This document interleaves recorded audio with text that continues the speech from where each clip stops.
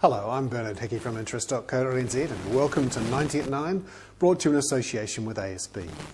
This is your morning briefing where you get everything you need to know in 90 seconds at 9 o'clock, starting now with news from the BusinessDay that St Laurence Limited may be put into receivership or a new moratorium put forward within 2 weeks. That's according to Perpetual Trust's Louise. There's more problems with the property loans St Laurence has made in this property market, which is very difficult for developers. Meanwhile, in China, the stock market there has fallen 20% in the last 2 weeks. All that nitro fuel pumped into the market in the last year or so by the Chinese government lending heavily is now being sucked out as banks clamp down on loans. It raises the question for the rest of the global economy: what happens when the stimulus ends?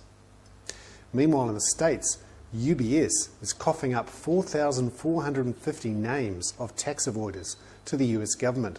This is part of a deal to avoid a massive fine. The question is, who's next in the big tax avoidance scams? And finally, the Dow Jones is up a bit, partly because the oil price is up to $72 a barrel. Inventories were down in the United States. And very finally, a currency union with Australia. What do you think? Have a look on our site and have a comment. John Key was asked the question yesterday. He said no, but maybe it's a good idea. I'm Hickey. That was 90 at 9, brought to you in association with ASB.